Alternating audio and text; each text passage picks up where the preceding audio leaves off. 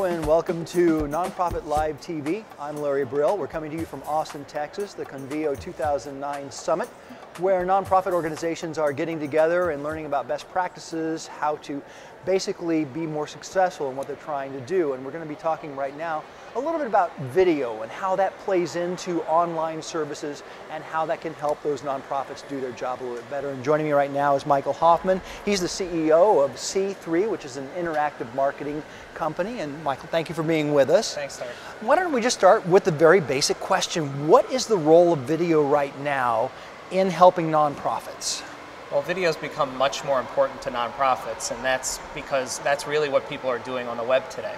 So if we think about web growth and time spent on the web, a lot of it's being spent on video. So if you want to get the mind share of people online, you really have to be thinking, what's our video strategy?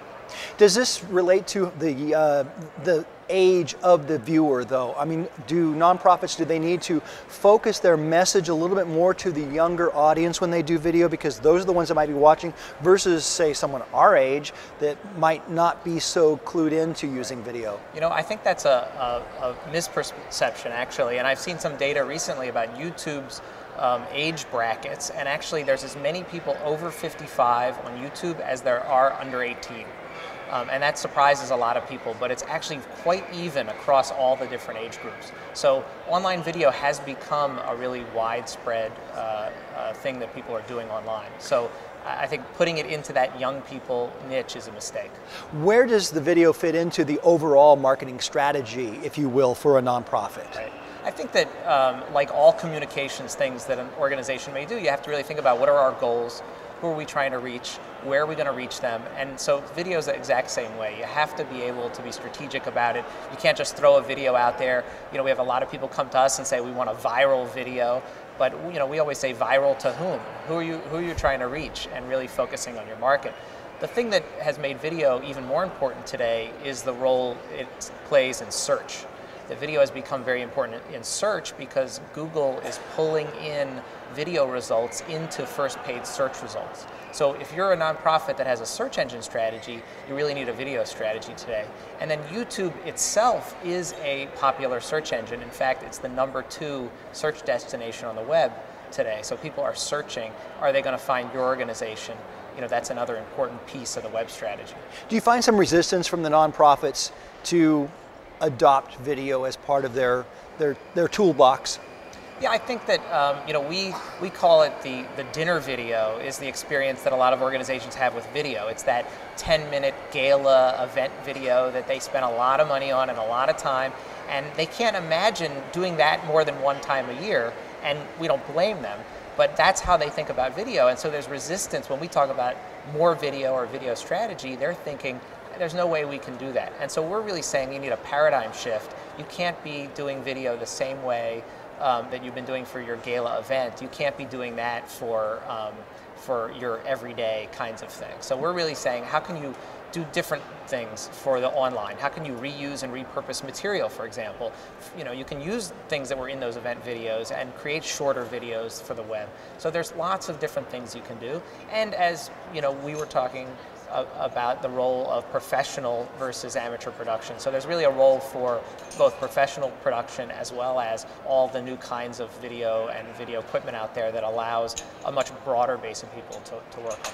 Probably one initial reaction is we can't afford video. Everybody thinks that it has to be Steven Spielberg, that it has to spend a lot of money to produce something, and there's a balance. You have to strike a balance there, like you were saying, between the more amateur and the professional produced. Yeah, absolutely right. I mean, I think if you look at YouTube as an example, and you look at videos that have wide a number of views and people have seen it or have impact, you're going to see a mix of things that were professionally produced and things that aren't. And it's really all about story.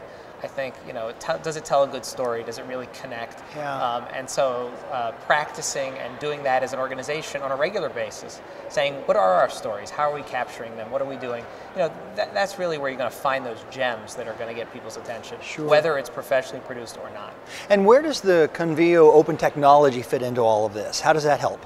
Well, what we're doing a lot is figuring out how can we integrate data into those videos and make those videos more interactive. So we're doing projects where people are able to connect on the website using the videos to actually create transactional opportunities. So, one of the problems with a lot of online video is that people are likely to watch another video as opposed to do the action that you want them to take.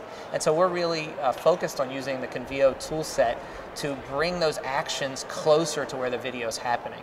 And that was harder to do before the open technology, where you can actually create a page and really integrate actions right onto that page that's right next to that video asset.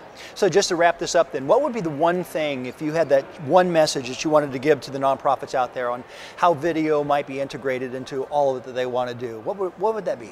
I would say planning. I'd say right now is a great time to think about 2010 and say, what is our video strategy going to be? How are we going to reuse and repurpose material? How are we going to leverage YouTube? How are we going to make our website more like a channel, which is what the web is becoming, more like a channel than a brochure? And so I would say plan and think and then implement. All right, Michael, thank you very much. Michael Hoffman. Thank you. And we'd like to remind you that if you'd like to learn more about the Convio 2009 Summit going on here in Austin, Texas, you can go to nonprofitlive.tv. I'm Larry Brill.